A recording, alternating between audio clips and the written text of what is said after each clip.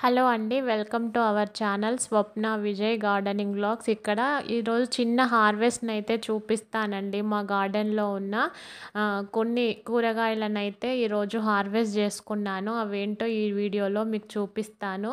First వచ్చేసి సోరకాయ అండి. ఇదే నేను ఫస్ట్ టైం హార్వెస్ట్ చేసుకుంటున్నాను. అయితే ఇంతకుముందు ఒకసారి కింద పెట్టాను. అయితే అక్కడ మేమున్న ఏరియాలో కొంచెం ఎలుకలు ఎక్కువగా ఉన్నాయి. అందువల్ల ఎప్పుడైతే కొంచెము సోరకాయ పిందెలు పడగానే ఎలుకలు తినేసి పోయేవన్నట్టు. ఆ విధంగా మేమేం తెంపుకోలేదు సోరకాయలను. ఈసారి పైన మిద్దె మీద పెట్టాను. బాగా వచ్చింది సోరకాయ. ఇదొచ్చేసి దోసకాయ అండి. ఇది సాంబార్లో వేసుకుంటారు కదా, కూర దోస. ఇది బాగుంటుందండి. ఇట్లా చట్నీ చేసుకుంటారు, దోసకాయ చట్నీ. తర్వాత సాంబార్లోకి ఈ దోసకాయలు బాగుంటాయి. ఇది వచ్చేసి మిరపకాయలండి. మిరపకాయలు ఇవన్నీ పండుబండాయి. నేను చూసుకోలేదు. 2 డేస్ నుంచి కొంచెం పైకి రాలేదా, మొత్తము ఎర్రగా అయిపోయాయి. ఇంక వీటితో చూడాలి ఏం చేయాలనేది. పండిన మిరపకాయల చట్నీ అట్లా చేస్తూ ఉంటారు కదా, అట్లా యూట్యూబ్లో చూసి ఏదో ఒకటి చేయాలండి. ఈ విధంగా పచ్చిమిరపకాయలు కూడా కొన్ని వచ్చాయి.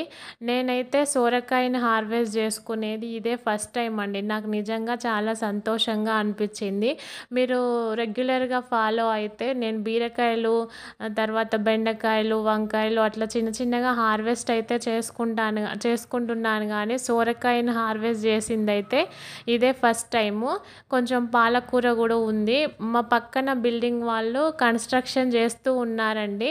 వాళ్ళ సిమెంట్ అంతా ఆకుకూరల పైన పడుతూ ఉంది.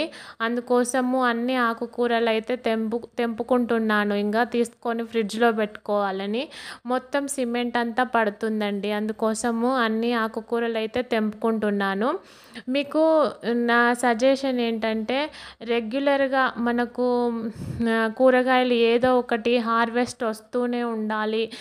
మనం ఎప్పుడూ ఒకటి హార్వెస్ట్ చేసుకుంటూ ఉండాలి అంటే 2 రకాల కూరగాయలనైతే మీరు పెంచడానికి ట్రై చేయండి. ఒకటి వచ్చేసి ఆకుకూరలండి.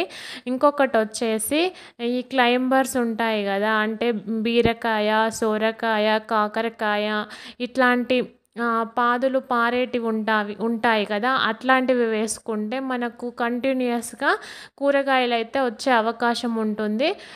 ఇక్కడ హార్వెస్ట్ చేసుకునేది వచ్చేసి బొబ్బర్లండి.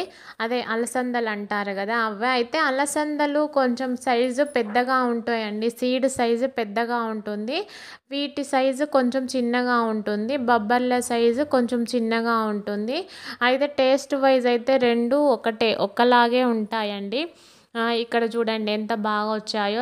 నేను అప్పుడు స్టార్టింగ్ వర్షాలు పడ్డప్పుడు వేసానండి. అక్కడొకటి గింజ వేసాను నేలలోనే, ఎక్కడ ఖాళీగా ఉంటే అక్కడ. పైన కూడా వేసాను, బాగా వచ్చాయి. చూడండి ఎన్ని హార్వెస్ట్ చేసుకోవడానికి ఎన్ని వచ్చాయో. అయితే ఇవి మేమైతే చిన్నప్పుడు డైరెక్ట్ పొయ్యిలో వేసి కాల్చుకొని తినేదండి పచ్చి వాటిని. లేదు మనము పచ్చివి తినొద్దు అనుకుంటే చెట్టు మీద అట్లే ఉంచితే ఈ విధంగా డ్రై అయిపోతాయి. ఈ డ్రై అయిపోయిన కాయలను తీసుకొచ్చి కట్టెతో కొడితే అందులో నుంచి బొబ్బర్లు వస్తాయి. అదే సపరేట్ చేసే విధానం అందరికి తెలిసే ఉంటుంది కదా.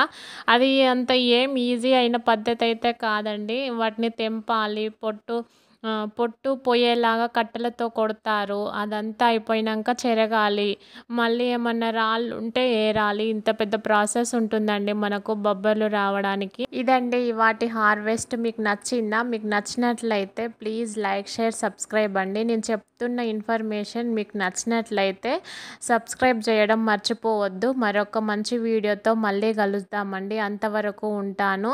Thank you all. Have a nice day. Bye అండి.